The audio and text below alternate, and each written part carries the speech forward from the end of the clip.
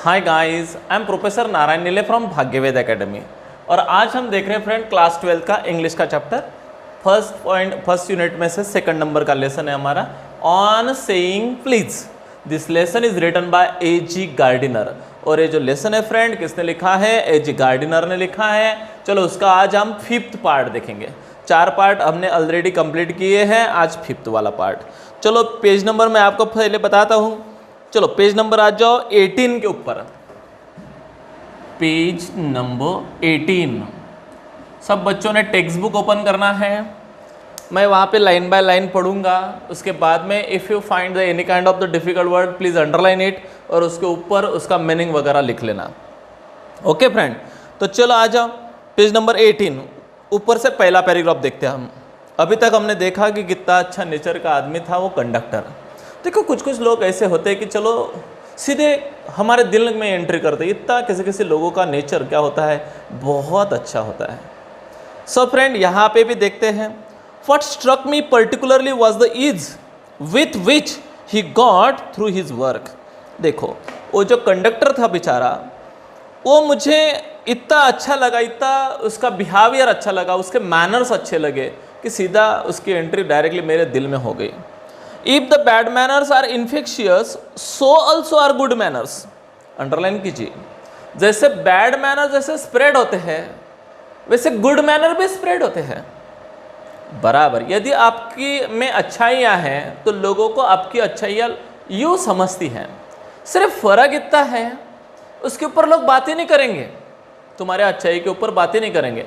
तुमने यदि कुछ अचीवमेंट किया तो लोग बात ही नहीं करेंगे, लेकिन तुम्हारा कुछ बुरा हो गया तो जल्दी से वो बात क्या हो जाती है, स्प्रेड हो जाती है, वो बात शेयर करते लोग। लेकिन अच्छाइयाँ शेयर नहीं होती, लेकिन वो महसूस होती है। सबको लगता है कि yes this person is good, but वो कहने के लिए, किसी को गुड कहने के लिए बहुत बड़ा दिल लगता फ्रेंड, वो किसी किसी लोगों के पास होता नहीं है। एंड दैट्स वाई ऐसा लगता है कि हमें अच्छाइयाँ स्प्रेड कम होती है, बुराइयाँ ज़्यादा होती है, बट ऐसा नहीं है। बोथ आर स्प्रेडेबल, दोनों भी स्प्रेडेबल है, बोथ आर इन्फेक्शियस। तो फैलती है दोनों भी। गुड थिंग भी बनो आप फ्रेंड, अच्छी बातें फैलेंगी जरूर। If we encounter incivility most of us are apt to become uncivil. बराबर फ्रेंड, देखो बुरे लोग होते हैं, हम देखते हैं बुरे अनसिविल लोगों का अनसिविली होता है, मतलब बुरे लोगों का एट द एंड भी बुरा होता है। वो क्या होता है ना, हम जो भी बोएंगे उस प्रकार से हम पाएंगे। यदि हमने अच्छाइयाँ बोई होगी तो ऑब्वियसली हम अच्छाइयाँ ही पाएंगे। यदि हमने बुराइयाँ बोई होंगी जगह जगह पे तो ऑब्वियसली उसके इफेक्ट डे बाय डे मेरे ऊपर होने वाले हैं। आज मैं किसी का बुरा किया, दूसरे का किया, तीसरे का किया, फोर्थ का किया, एक दिन मेरा घड़ा भर जाएगा और फिर एक दिन मैं लंबा लग जाऊंगा। तो यही मेरा कहना है। But it is an usually uncouth person. कुछ गवार होते हैं, अनकोथ मतलब गवार लोग, इम्पोलाइट लोग। देखो गवार जो भी होते, कुछ लोग बहुत गवार होते हैं और कुछ लोग बहुत ही अच्छे इंसान होते हैं। बराबर, जो गवार है उसका वैसा वैसे ही होगा, अनसिविल है अनसिविल होगा, सिविल है सिविल ही रहेगा, उसका नाम होगा, नेम एंड फेम मिलेंगी, उसको नेम एंड फेम मिलने वाले नहीं है। Person who can be disagreeable with the Sunny people. बराबर है, गवार लोग जो होते हैं ना, अनसिविल जो लोग होते हैं ना, उनको अच्छे लोगों के पास डिसएग्रीएबल होते हैं, वो मतलब एग्री नहीं होंगे उनके साथ। वो क्यों नहीं एग्री होंगे? क्योंकि उनका और उनका नहीं जमेगा ना। क्योंकि कुछ लोग गुड मैनर वाले होते हैं, कुछ लोग बैड मैनर वाले होते हैं। बैड मैनर वाले को गुड मैनर वाला अच्छा नहीं लगेगा। बराबर, विथ सनी पीपल मतलब राइट डाउन अच्छे लोग। It is with the manners as with the weather. जैसा वेदर होता है, वेदर मतलब हवामान होता है। देखो हवामान एक सरीका नहीं होता है, क्या होते रहता है, चेंजेस होता है। कभी कभी बहुत सनी रहता है, कभी कभी बहुत ठंडी लगती है, स्नोई होता है, और कभी कभी रेनी होता है। तो ऐसा वेदर जैसा चेंजेस होते रहता है। उसी प्रकार से सिविलिटी, मैनर्स, ऐसा भी चेंजेस होता है। कुछ कुछ लोग एकदम अनसिविल रहते हैं, कुछ लोग मतलब वेदर के जैसे हैं, कुछ लोग चेंजेस करते हैं खुद में। Nothing clear up my spirit like a fine day said kids. Kids तो बोलता है, किड्स कौन? John Keats. कौन था ये? बहुत बड़ा कवि था, आपने नाम सुना होगा फ्रेंड जॉन किड्स का, बहुत बड़ा कवि था। तो वो हमेशा कहता है कि nothing clear up my spirit like a fine day. बराबर, मतलब चीयरफुल जो पर्सन होता है उसके इफेक्ट हमेशा होते हैं, लेकिन थोड़ा सा क्या लगता है, वक्त लगता है। And a cheerful person descend on even the gloomiest of us with the something of the benediction मतलब blessing of a fine day. मतलब देखो फ्रेंड, यदि तुम्हारा अच्छा आदमी के साथ आज सुबह सुबह मीटिंग हो गई तो उसके अच्छाई का असर आपके ऊपर भी कुछ ना कुछ होगा। मतलब आप किस लोगों की संगत में रहते हो, that is depend on it. यदि आपकी संगत यदि अच्छे बच्चों में है, अच्छे लोगों में है, तो आपको भी उस प्रकार से अच्छी आदतें लग जाएंगी। मतलब गुड मैनर्स वाले लोगों में रहते जाओ, उनके कुछ इफेक्ट हमारे ऊपर भी होने लगते हैं। जैसे एटमॉस्फेयर का इफेक्ट क्या होता है, वहाँ के लोगों के ऊपर होता है। जैसे अफ्रीका के लोग ब्लैक है, अमेरिका के लोग वाइट है, उसका मेन रीज़न एक ही है, वहाँ का एटमॉस्फेयर। जैसे एटमॉस्फेयर का डायरेक्टली इनडायरेक्टली इफेक्ट वहाँ के लोगों के ऊपर होता है। तो इस प्रकार से तुम किस लोगों के सिचुएशन में रहते हो, किस लोगों के ग्रुप में रहते हो, तो उन लोगों का ग्रुप का इफेक्ट हमारे ऊपर होता है। यदि आप गुड मैनर वाले लोगों के साथ रहोगे तो ऑब्वियसली गुड मैनर्स आपके भी अंदर आने लग जाएंगे थोड़े थोड़े से, बराबर। और यदि आप बैड लोगों के साथ रहोगे तो ऑब्वियसली बैड मैनर्स आपको लग जाएंगे। फॉर एग्जाम्पल, आप के ऐसे लोगों में रहते हो जहाँ पे एक आदमी भी यदि बैड मैनर वाला हो तो उसका इफेक्ट सारे गुड मैनर वाले के ऊपर भी होता है, बराबर। यानी एक सड़का अंबा सब लोगों को, टोकरी के सब अंबे को क्या करता है, सड़ाता है। उसी प्रकार से फ्रेंड हमें कहाँ पे रहना ये हम डिसाइड करना चाहिए। एक आधा एकदम ग्लूमिएस्ट आदमी होता है, मतलब बैड आदमी होता है, एक चीयरफुल होता है। चीयरफुल आदमी के संगत में यदि तुम रहेंगे तो तुम भी चीयरफुल रहेंगे। ऑब्वियसली उसका डायरेक्टली इनडायरेक्टली प्रभाव हमारे ऊपर भी होता है। जैसे क्लास में यदि टीचर यदि हैप्पी मूड में टीचिंग करते हो या यदि पढ़ाते हो तो ऑब्वियसली हमें बच्चों को भी क्या लगता है, इंटरेस्ट आता है उस सीखने में।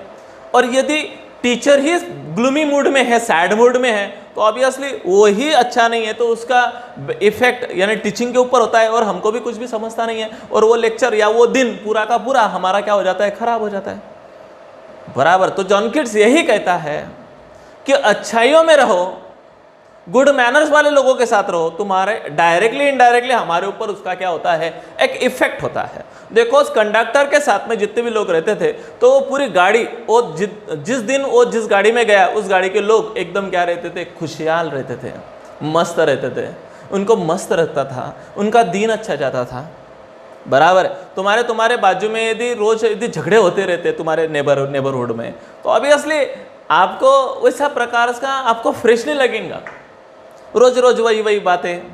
और यदि आप अच्छी सोसाइटी में, अच्छी कॉलोनी में रहते हो तो ऑब्वियसली उसका इफेक्ट आपके ऊपर होता है। तो मेरा कहने का तात्पर्य यही है।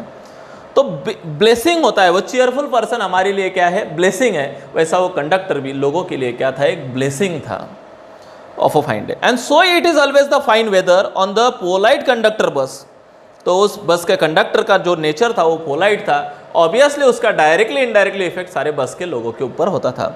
And his own civility, his conciliatory मतलब friendship address with the good humoured, यानी पूरे दिन भर वो क्या बांटते रहता था, एकदम कॉन्सिलेटरी करते रहता था, मतलब किसी से भी फ्रेंडशिप बना लेता था, किसी को भी अपना बना लेता था 2 मिनट में बातें किया। देखो कुछ लोग होते हैं ऐसे कि जो 2 मिनट में सामने वाले को क्या कर डालते हैं, अपना बना डालते हैं। इतना इफेक्ट वो लोगों के ऊपर करते हैं। गुड ह्यूमर करते हैं यानी हंसी मजाक करते हैं, मस्त, यानी पूरा माहौल क्या कर डालते हैं, एक हैप्पीनेस वाला माहौल तैयार हो जाता है यदि कुछ लोग हमारे साथ में आए तो। और कुछ लोग ऐसे होते हैं कि जो साथ में आए तो पूरा माहौल खराब हो जाता है। मतलब एक आधा ये गुड पर्सन कितना इम्पैक्ट करता है समाज के ऊपर, गुड मैनर वाला आदमी कितना इम्पैक्ट करता है समाज के ऊपर, that is shown by the A G Gardiner to us. इसलिए फ्रेंड, गुड मैनर्स और how what kind of effect the good manners had imparted into the society, that is very important. That's why manners and etiquettes is the very important fact in the society. तो समाज के लिए manners बहुत ही महत्वपूर्ण है, यही कहना एजी Gardiner का है। जैसे वो कंडक्टर तो कंडक्टर था, लेकिन आज एजी गार्डिनर ने उस कंडक्टर का एग्जाम्पल हमारे सामने पुट अप किया हुआ है, because of his good manners and etiquettes and his behaviour style, बराबर। वो चीयरफुल पर्सन था इसलिए। तो यही मेरा, वो गुड ह्यूमर बांटता रहता था, बियरिंग इन्फेक्टेड हिज पैसेंजर, यानी पूरे पैसेंजर को उसका इन्फेक्शन हो जाता था। मतलब सारे लोग उस प्रकार से बिहेवियर करने लगते थे। यानी वो गाड़ी में कभी कभी झगड़े तो अजीब बात भी नहीं होते थे, नहीं तो बस बोले तो झगड़े कंडक्टर के ऊपर, यानी सीट के ऊपर से झगड़े, उसने छुट्टे पैसे नहीं दिए झगड़े, और कंडक्टर ने रिटर्न पैसे नहीं दिए दैट्स वाई झगड़े, बराबर। जहाँ पे रुकाना चाहता है वहाँ पे बेल नहीं बजाई दैट्स वाई झगड़े, किसी के ऊपर हाथ लग गया झगड़े, किसी के पैर के ऊपर आ गया तो झगड़े। तो ऐसे बहुत सारे रीजंस है, लेकिन ये कंडक्टर ऐसा था कि वो पूरा एटमॉस्फेयर क्या कर डालता था, चेंज कर डालता था, बराबर। In a lightening their spirit he had lighten his own task, यानी पूरे टास्क, उसका जो काम था फ्रेंड, वो दिए लगाने का काम था। जहां पे जाता था उसे अंधेरे में भी डाल दिया ना तो दिए लगा के आ जाता था। यानी सच में हो उसके साथ में तेल वगैरह कटोरी वगैरह दिए लगाने का काम करता था, नहीं, इसका मतलब ऐसा मत समझो। मतलब जहाँ पे जाता था अपनी छाप पाड़ के लेके आता था, अपने गुड मैनर से लोगों को विन करता था, उनके मन जीत के आता था, इतना वो अच्छा आदमी था। इसको बोलते इन्फेक्शन। जैसे बैड मैनर्स इन्फेक्शियस होता है, वैसे गुड मैनर भी क्या करता है, इन्फेक्शियस होता है। हिज गेटी मतलब आनंद रहने का अंदाज, was not a wasteful luxury but a sound of investment, वही उसकी क्या थी, इन्वेस्टमेंट थी। देखो फ्रेंड, तुम्हारा नेचर, तुम्हारा मैनर, यही तुम्हारी इन्वेस्टमेंट है। जैसे तुम लोगों के साथ बिहेवियर करोगे, बर्ताव करोगे, ऑब्वियसली वैसा बर्ताव आप पाओगे, बराबर। यही जॉन किट्स ने हमें समझाया है, बराबर। ऐसा एक एग्जाम्पल एजी गार्डिनर ने भी जॉन किट्स का भी हमको दिया कि जॉन किट्स का भी कहना ऐसा था, बराबर। अब और एक एग्जाम्पल देता है विलियम वुड्स का, देखते हैं। I have missed him from my bus route of late, उन दिनों से मैं उस आदमी को बहुत मिस करता था, मुझे उसकी बहुत याद आती है। किसकी याद आती है राइटर को? उस आदमी की याद आती है, उस कंडक्टर की याद आती है। जब भी बस में बैठता है एजी गार्डिनर, राइटर, नरेटर, तो उसको ऐसे लगता है कि वो है क्या, पहले देख लेता है कंडक्टर कौन है। यदि वो रहता है तो मस्त मजा आती है, दूसरा रहता है तो बोर फील होता है। यानी इतना उसको उसकी क्या हो गई थी, हैबिट हो गई थी। But I hope that only means that he has carried his sunshine on the another road. लेकिन जब मैं देखता हूँ कि यार मेरे रोड पे आज ये आदमी नहीं है, जिस भी रोड पे वो गया होगा वहाँ पे उसकी सनशाइन वो छोड़ के आएगा। अभी what is mean bye sunshine, वो क्या सन था कि उसकी शाइन छोड़ के आएगा? तो इसका मतलब ऐसा नहीं है, इसका मतलब ऐसा है जहाँ पे जाएगा अपनी छाप छोड़ के आएगा, जहाँ पे जाएगा अपना रुतबा छोड़ के आएगा, बराबर। यानी जहाँ पे भी जाएगा अपनी छाप छोड़ के आएगा। ऐसा कुछ लोग होते हैं फ्रेंड ऐसे कि एक आधा घंटा 1 घंटा हमको देते हैं बट सबको हिला डालते हैं, पर कुछ दिन भर भी हमारे साथ में होता है लेकिन महसूस भी होता नहीं कि है कि नहीं है। ऐसे भी लोग मैंने पाए हैं। गुड मैनर्स वाले लोग इफेक्टिव होते हैं फ्रेंड, उनके एटिकेट्स के साथ बिहेवियर करते हैं, समाज से उनको कोई हानि नहीं होती है, समाज से उनसे फैसिलिटी मिलती है, समाज उनसे इंस्पायर होता है, समाज को एक प्रेरणा मिलती है, समाज उससे मोटिवेट होता है, समाज के सामने वो एक एग्जाम्पल होता है, वो एक आइडॉल होता है। और उसी प्रकार से यदि लोग गए फ्रेंड, समाज और भी आगे जाने वाला है। तो ऐसा उसका रुतबा था। ओके, ऐसा वो कहता है।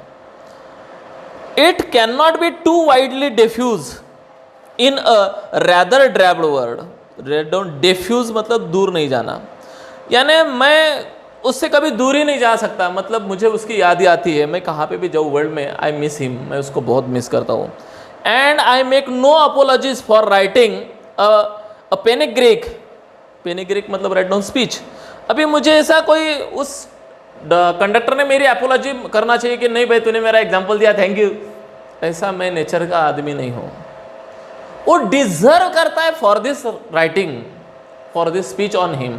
मैंने उसके ऊपर कितना भी स्पीच दिया ना तो कम है, बिकॉज ऑफ हिज क्वालिटीज मैं स्पीच दे रहा हूँ। मैं इसके ऊपर उपकार नहीं कर रहा हूँ, मैं इसको कोई एपोलॉजी नहीं दिखा रहा हूँ। एपोलॉजी मतलब दिलगिरी व्यक्त करना, बराबर। मैं इसके रिगार्डिंग प्रति कोई स्पीच नहीं दे रहा हूँ, वो उस स्पीच के लिए डिजर्व करता है, and that's why I will be given the speech to you. यानी मैं उसके बारे में जो लिख रहा हूं तो उसके ऊपर मैं उपकार कर रहा हूं, ऐसा नहीं है, उल्टा वो मेरे ऊपर उपकार कर रहा है कि सच में उसके रिगार्डिंग मैं लिख रहा हूं, दैट्स व्हाई मुझे आई will B get the happiness. इसका मतलब मैं उनके ऊपर उपकार कर रहा हूं, ऐसा बिल्कुल भी नहीं है, ऐसा उसने समझाया। इफ वर्ड्सवर्थ, विलियम वर्ड्सवर्थ का नाम सुना होगा फ्रेंड आपने, नेचर पोएट है। कौन सा पोएट है? Nature poet. विलियम वर्ड्सवर्थ बोले तो ज़बरदस्त। उसकी एक पोएम्स मुझे आज भी याद है, डैफोडिल्स। डोरोथी रिचर्डसन उसकी बहन थी फ्रेंड। वो बोलता है, उसकी बहन जब भी आती है उसके घर में, विलियम वर्ड्सवर्थ के घर में, और बोलती भैया आई एम फीलिंग बोर, मुझे बोर होता है। तो वर्ड्सवर्थ उसको हाथ पकड़ के लेके जाता था। कहाँ पे लेके जाता था? चल मेरे साथ, मैं तुझे जन्नत के सैर करके लाता हूँ। और एक माउंटेन पे लेके जाता था, और उस माउंटेन पे बैठ के नीचे ऐसे डैफोडिल्स रहते थे, थाउजेंड्स ऑफ डैफोडिल्स, ऐसा ग्लांस देखता था और नेचर में बैठ के उसको सुकून मिलता था। और डोरोथी भी बहुत खुश होती थी। और जो भी सैडनेस है, जो भी बर्डन था उसके चेहरे के ऊपर, वो क्या हो जाता है? रिलीज हो जाता है। क्योंकि नेचर में सही में फ्रेंड सुकून मिलता है, ऐसा उसका कहना है। तो वैसा good manner as a nature आदमी रहता है। जैसा नेचर में आदमी को सुकून मिलता है, वैसा विलियम वर्ड्सवर्थ का और एक कहना है, वैसे गुड मैनर आदमी के साथ में आप रहेंगे तो आपको भी वो सुकून मिलेगा, फिजिकली हैप्पीनेस मिलेगा, मेंटली एंड फिजिकली। समझ में आया हो? आप कितना भी टायर्ड क्यों नहीं हो फ्रेंड, सिर्फ घर पे आते हो या संगीत सुना या नेचर के कुछ सीन्स वगैरह सीनरी देखी, तो ऑब्वियसली आदमी का माइंड क्या हो जाता है? खुश हो जाता है। Like that same condition William Wordsworth कहता है, चीयरफुल आदमी के कंपनी में रहना या किसी एटिकेट्स या गुड मैनर वाले लोगों के कंपनी में रहना, तो ऑब्वियसली दिन का टायर्डनेस कहाँ पे चला जाता है पता भी नहीं चलता। समझ में आया? ये विलियम वर्ड्सवर्थ का कहना है। Could gather a lesson of wisdom, सच में विजडम मिलती है तो उन्हीं के लोगों के साथ। For the poor list gatherer, what is mean by poor list gatherer? The subject of William Wordsworth poem resolution to the independence of the leech gatherer, यानी कीड़ों में मकोड़े जो जमा करने वाले जो लोग होते हैं, उनसे भी हमें हैप्पीनेस मिलता है यदि वो गुड मैनर वाले रहे तो। ऐसा नहीं कि गुड मैनर वाला आदमी सिर्फ रिच ही हो सकता है, वो पुअर भी हो सकता है, लेकिन गुड मैनर वाला हो सकता है। उसके साथ अपन रहे तो हमारी जिंदगी क्या हो सकती है? आबाद हो सकते हैं, बर्बाद नहीं। बराबर। ऑन अ लोनली मूर, मूर मतलब राइट डाउन, लोनली मूर मतलब बंजर जमीन। जैसे बंजर जमीन में भी, जैसे यदि हमने अच्छे बोया तो हम क्या ला सकते हैं? वहाँ पे भी हरियाली कर सकते हैं। बराबर। तो उसी प्रकार से फ्रेंड यहाँ पे भी यही कहना है विलियम वर्ड्सवर्थ का, यदि आप में वो गुड मैनर्स है, आप चीयरफुल पर्सन है, तो जो ग्लूमी नेचर है, यानी जो एटमॉस्फेयर ग्लूमी यदि उसमें यदि आपको डाल दिया तो एटमॉस्फेयर आप चेंज करके आओगे। मतलब ग्लूमीनेस आपके ऊपर नहीं आएगा, बट आप वहाँ पे जाके वो ग्लूमीनेस वहाँ का हट जाएगा और वहाँ पे ब्राइटन करके आप चले आओगे।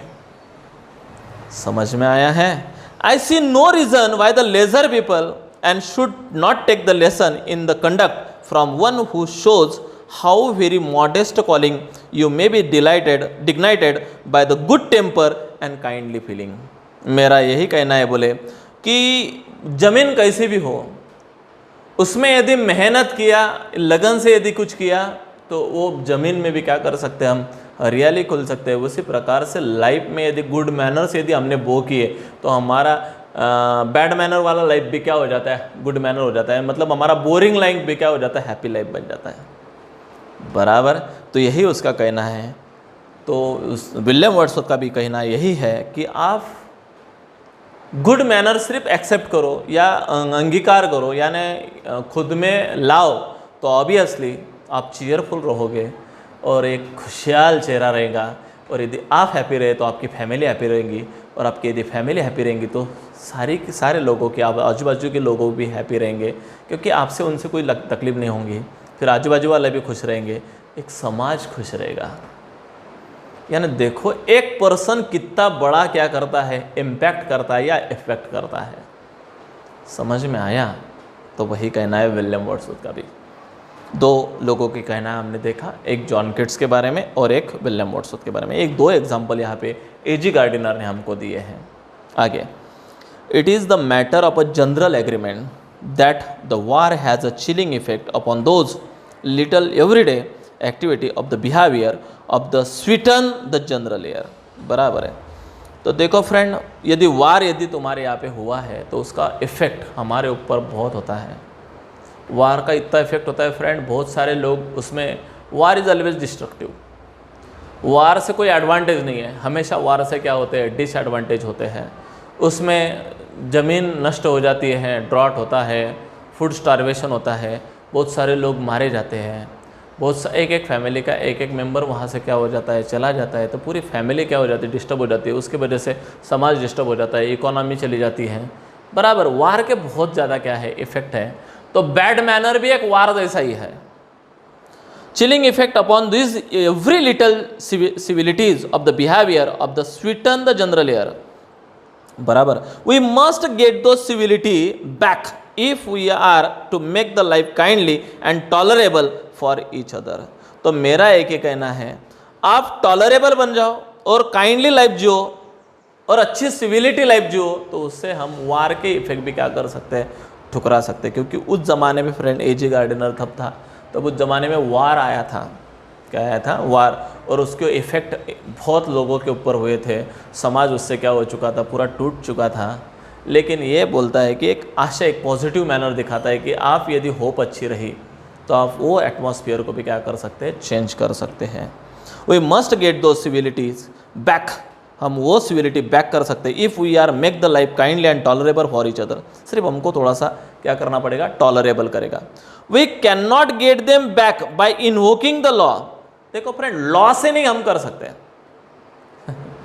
कि कायदा लाया, सब लोगों ने मैनर यूज करना है, नहीं फ्रेंड, नहीं हो सकता। मैं मेरे बीवी को कितना भी लॉ से बोलूँ या मार के बोलूँ कि मेरे साथ अच्छा बिहेवियर करना है, तो नहीं करेगी। यदि मैं ये उससे काइंडली और मस्त गुड एटिकेट्स और मैनर के साथ बिहेवियर करूँ, ऑब्वियसली वो मुझे उस एंगल से मुझे एक्सेप्ट करेगी। कुछ समझ में आया? यानी लॉ से हम कुछ नहीं कर सकते, इफेक्ट, इतना इफेक्ट नहीं हम कर सकते। देखो फ्रेंड, जैसे मनी से हम बुक परचेस कर सकते हैं, नॉलेज नहीं। मनी से हम फूड परचेस कर सकते हैं, हंगर नहीं, बराबर। मनी से हम बेड परचेस कर सकते हैं, स्लीप नहीं। तो लॉ से हम डिसिप्लिन ला सकते हैं, चीयरफुलनेस नहीं, एटिकेट्स नहीं, मैनर्स नहीं ला सकते हैं। लॉ कुछ भी नहीं कर सकता फ्रेंड, लेकिन मैनर से, यदि अच्छे मैनर से बिहेवियर किया तो सामने वाले में हम चेंज ला सकते हैं विदाउट यूजिंग द लॉ। कुछ भी लॉ यूज़ करने की ज़रूरत नहीं। क्या समझ में आया फ्रेंड? यानी इस प्रकार से हम विदाउट लॉ समाज को क्या कर सकते हैं, चेंज कर सकते हैं। ये क्राइम, क्रिमिनल, यहाँ पे जो भी कुछ हो रहा है फ्रेंड, करप्शन वगैरह वगैरह वगैरह, बहुत प्रॉब्लम्स हैं हमारे कंट्री में। तो ये सारे प्रॉब्लम्स सब गुड मैनर से क्या कर सकते हैं, सॉल्व कर सकते हैं, बल्कि लॉ से नहीं कर सकते हैं। We can not make them back, तो ये नहीं कर सकते। तो पुलिसमैन इज नेसेसरी सिंबल। आज पुलिसमैन आदमी हमें नेसेसरी है।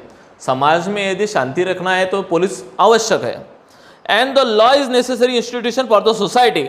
और समाज को यदि अच्छा रखना है तो लॉ आवश्यक है, बराबर। यदि हमें अच्छी ज़िंदगी जीना है तो लॉ अच्छा आवश्यक है, क्योंकि लॉ नहीं होता तो हम अच्छी ज़िंदगी नहीं जी पाते। तो it is still somewhat lower than an angels. तो हम आदमी फरिश्ते से भी कम ही हैं। हमने कितनी भी डेवलपमेंट लाई, लॉ लाया, अमका लाया, ढमका लाया, लेकिन एंजल का काम जो कर सकता है एंजल, वो लॉ नहीं कर सकता। समझ में आया फ्रेंड? यानी जो फरिश्ते जो कर सकते हैं वो हम नहीं कर सकते। But the law can only protect us against the material attack. हम मटेरियल अटैक से हमें लॉ क्या कर सकता है, प्रोटेक्ट कर सकता है। लेकिन हमारी बिहेवियर में लॉ कुछ नहीं कर सकता। हमें good manner, bad manner use करना है, लॉ कुछ नहीं कर सकता, बराबर है। ये हमारे इटरनल बिहेवियर में ही हम कर सकते हैं। समझ में आया? कोई हमें बाय फोर्स नहीं कर सकता, यही मेरा कहना है। Nor will the lift man way of a meeting a moral affront by the physical violence help us to restore the civilities. देखो, लिफ्ट मैन ने बदला यदि ले आया उसने, तो उसने बाहर फेंक दिया, तो उससे सुकून मिल गया क्या? तो नहीं, उससे सुकून नहीं मिला है। उसे सिर्फ थोड़ा सा सेटिस्फेक्शन मिला है कि चलो मैंने उसको फेंक दिया, मेरा बदला ले लिया, रिवेंज ले लिया, लेकिन वो अंदरूनी सेटिस्फाइड नहीं है। मॉरल एफरंट मतलब रेडन बदला लेना। Okay. By the physical violence help us from the restore the civilities. I suggest to him, मैं उसको समझाना चाहता हूँ कि he would have to more substantial and effective revenge if he had retreated the gentleman who would say not say please will elaborate politeness. यदि उसने मुझे जितना हैप्पीनेस उसको फेंक देने में लगा, उसने क्या कर दिया, उसने लिफ्टमैन ने, पैसेंजर आया, उसने बोला टॉप, उसने उसको बोला प्लीज से प्लीज, क्या बोल, प्लीज बोल, टॉप प्लीज, ऐसा मुझे रिक्वेस्ट कर, then I will be take you to the top, बराबर। लेकिन वो बोला कि नहीं, I will not say please, मैं क्यों प्लीज बोलूँ, बराबर। एंड दैट्स वाई उसने उसको पकड़ा और बाहर फेंक दिया, और बाहर फेंकने के बाद में उसको सेटिस्फैक्शन मिला। लेकिन मेरे हिसाब से वो सेटिस्फैक्शन सिर्फ उसको 10% मिला है, उससे बेटर उसने उसको माफ कर दिया होता बड़े मन से, बड़े दिल से, तो मेरे हिसाब से उसे 90% हैप्पीनेस मिलता था। With good manners, good manners दिखा के नॉन वायलेंस से हमें उससे भी ज़्यादा क्या मिल सकता है, हैप्पीनेस मिल सकता है। देखो फ्रेंड, एक ने रॉन्ग किया, दैट्स वाई हम भी गए और हमने भी रॉन्ग कर दिया। मतलब किसी ने मेरे गाल में आया, चाटा मार दिया, मैं भी गया उसके गाल में चाटा मार दिया, तो क्या फिट्टम भाड़ हो गया? नहीं हुआ। मुझे भी तकलीफ हुई है, उसको भी तकलीफ हुई है, लेकिन उसने मुझे मारा और मैंने उसको कुछ भी नहीं छोड़ दिया, तो तकलीफ मुझे नहीं हो सकती। गुड मैनर्स से मैंने उसको चल यार, मुझे को नहीं करना है, लेकिन उसको बुरा लगेगा, यार आई हैव डन रॉन्ग, यार ही इज़ सो गुड, वो आदमी कितना अच्छा है यार, मैंने मारने के बाद भी बोला नहीं। यानी देखो फ्रेंड, जो फिजिकल से काम हो सकता है, यानी एटिकेट्स, मैनर्स वगैरह यदि यूज़ किया हमने, तो हम उससे भी बेटर जिंदगी जी सकते हैं, बराबर। यही एजी गार्डिनर का यहाँ पे कहना है। कुछ समझ में आ रहा है फ्रेंड आपको? इतनी अच्छी सोच किसकी है? एजी गार्डिनर की है। इतने अच्छे थॉट किसके हैं? एजी गार्डिनर के हैं। वही एजी गार्डिनर हमको बता रहा है कि यदि उस आदमी ने उसको फॉरगिव किया होता, रिवेंज ना लेते होता, तो उसको और भी क्या मिलता था? सुकून मिलता था कि चलो मैंने एक को माफ कर दिया। With elaborate politeness he would have had the victory. उसको सच में विक्ट्री कब मिलती थी? उसने फेंक देने में विक्ट्री नहीं है, उसे माफ जब कर देता था बड़े दिल से, तो उसका बहुत बड़ा क्या होता था? विक्ट्री होता था, क्योंकि उसे 90% क्या मिलती थी? सेटिस्फैक्शन मिलती थी। देखो फ्रेंड, वायलेंस से जो होता है उससे भी ज़्यादा इफेक्ट हम नॉन वायलेंस से कर सकते हैं, प्यार से कर सकते हैं, बराबर। अपने बेबी को कनपट्टी में देके मुझे प्यार कर, नहीं कर सकती हो आप। लॉस है, तू मेरी बीवी है, do love with me, no, नहीं कर सकती है। लेकिन तुमने यदि उससे बहुत प्यार दिया, she had to love to you. क्या समझ में आया? कुछ समझा? यही व्हाट यू बो दैट यू राइफ। आप कैसा सामने वाले को ट्रीट कर रहे हो, वैसा सामने वाला आपको क्या करेगा? ट्रीट करेगा। आपने ठुसा मार दिया, सामने वाला भी ठुसा मार देगा। आपने माफ़ कर दिया, तो इन फ्यूचर में वो लोगों को माफ़ करते फिरेगा कि यार नहीं, मैंने करना चाहिए, क्योंकि उससे ज़्यादा सुकून मिलता है आदमी को। जैसे महात्मा जी ने, हमारे जो प्रिंसिपल थे फ्रेंड, हमारे महात्मा जी के, जो वायलेंस नहीं हो सकता वो नॉन वायलेंस से हो सकता है। और वही फार्मूला फॉरेन के मैक्सिमम कंट्रियों ने यूज़ किया, and they have also get their freedom now. और उनको भी उनका क्या मिला है? फ्रीडम मिला है। उसका एग्जाम्पल है फ्रेंड अब्राहम लिंकन। और ब्लैक लोग अमेरिका के, उनको भी क्या मिला था? फ्रीडम मिला था। यानी बहुत ज़्यादा, यानी यूरोपियन कंट्रियों में फ्रीडम जहाँ पे मिला है वो वायलेंस से मिला है, नॉन वायलेंस से मिला है। यानी आज भी महात्मा गांधी जी के प्रिंसिपल को फॉरेन में क्या किया जाता है? पूजा जाता है, माना जाता है। यही यहाँ पे एजी गार्डिनर ने समझाया है कि जो बात हाथापाई करके जो नहीं मिल सकती वो प्यार से मिल सकती है, बराबर। मैंने मेरी बीबी को 2 कॉन्फेट्टी में दिया, मेरे को ये बना के दिया है, वो बेचारी तो करेगी लेकिन प्यार से नहीं करेगी। लेकिन मैंने उसको बोला कि वाह तेरे हाथ से ये चीज़ बहुत बढ़िया होती है, प्लीज़ यार बना के दो ना। वो इतने प्यार से बोलेंगी और बोलेंगे और खाओ ना, प्लीज़ खाओ ना, एक और खाओ ना। उल्टा कल भी आप पूछें क्या मैं आपको बना के दूँ? मेरा यही कहना है फ्रेंड, प्यार बांटो, प्यार लो। विक्ट्री उससे मिलती है। नॉट ओनली ओवर द बुर, बुर मतलब गवार, गवार बन के विक्ट्री नहीं मिलती, रूड बन के विक्ट्री नहीं मिलती, but over himself that is the victory that the counts.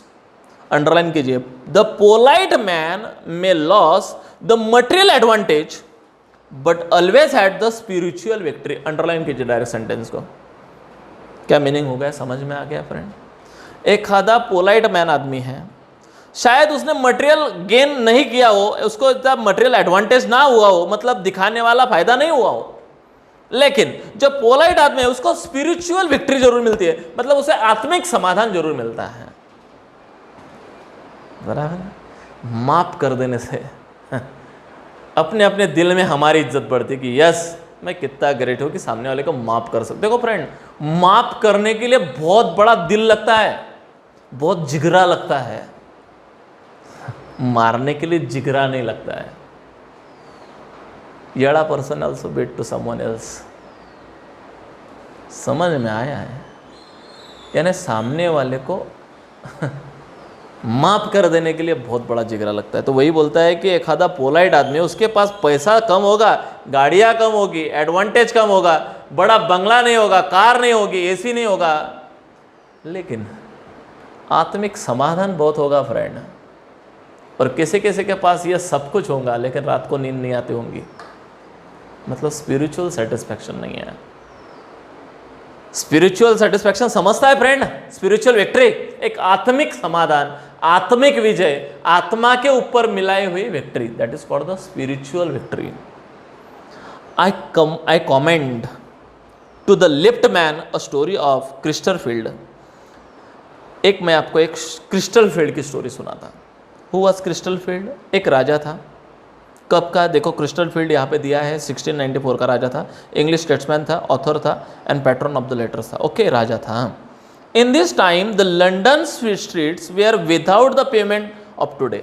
जैसे आजकल रोड के साइड में जैसे पेवमेंट होते हैं, पेवमेंट मतलब पादचारी है, मतलब पाई चलने वाले, पैदल चलने वाले लोगों को एक रास्ता क्रिएट किया होता है, फिर बीच में गाड़ियाँ, व्हीकल्स वगैरह चलती है, लेकिन साइड में, रोड के इस साइड में और रोड के उस साइड में पेवमेंट दिए होते हैं। मतलब लोगों के लिए क्या, जो पेडेस्ट्रियन है उनको चलने आने जाने के लिए क्या रखा है, कुछ क्या बोलते हो तुम उसको, पेवमेंट बनाए। अभी पास्ट में पेवमेंट नहीं थे, तो पास्ट में क्या होता था, the man who took the wall, यानी एक वॉल बनाया था, हैड द ड्राइएस्ट फुटिंग।